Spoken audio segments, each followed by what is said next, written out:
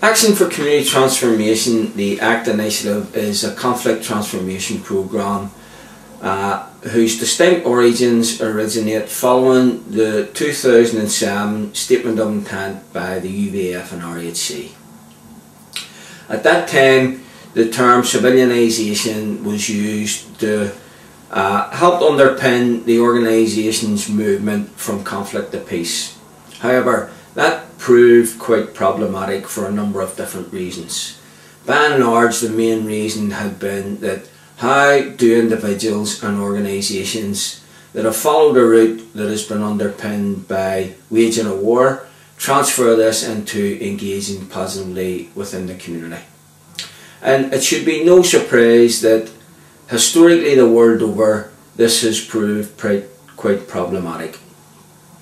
My role within this process, my name is William Mitchell. My role within this process has been coordinating the organisation's attempt to do this more constructively. By that I mean play a more positive role within the community.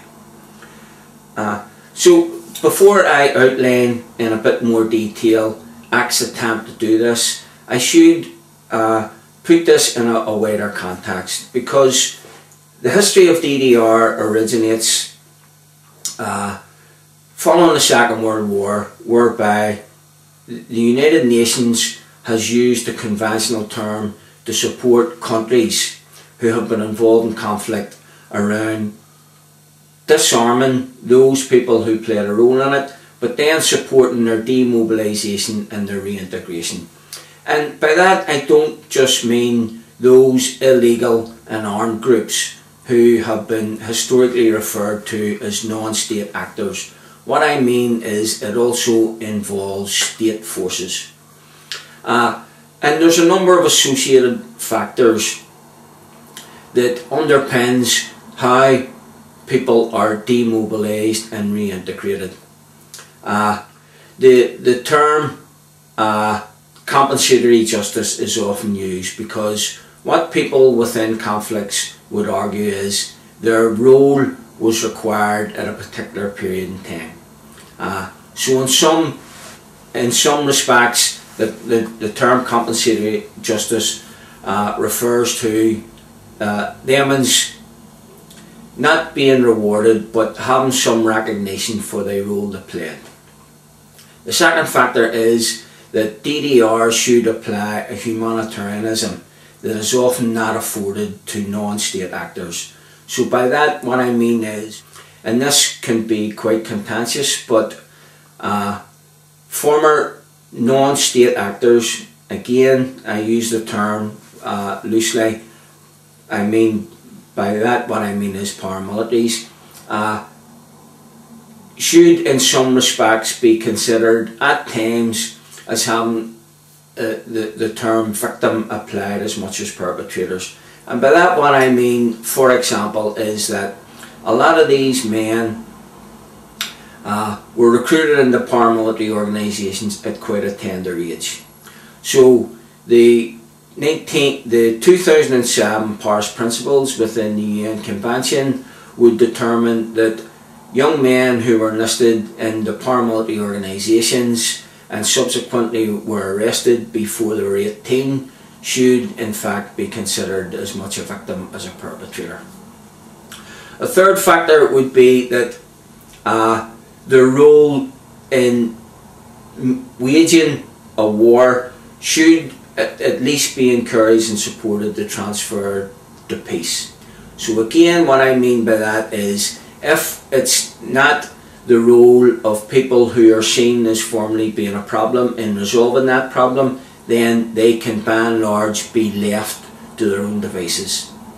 And the fourth factor that gives rise to is the idea that if they're not supported, then this can lead to elements of criminality or people taking up arms again after formally disarming them. Now that is historically the world over the four factors that are rooted within the idea of DDR. But internationally it is well supported the world over by considerable international support and funds. So again, as an example, I would draw on what has been found out the world over. In the region known as the Great Lakes, the 7 countries in Central Africa, the World Bank has contributed $500 million in this area alone in supporting the reintegration and the demobilisation of people who have formerly played a role within the conflict in that region. Now, in spite of the Good Friday Agreement being an internationally recognised UN agreement, there has been no such resources afforded to the Northern Ireland context. So, within Northern Ireland, why make this be the case? Well, a number of different reasons may arise. Politically, the authorities may, as they have done, refuse to recognise our own conflict here as actually being a war.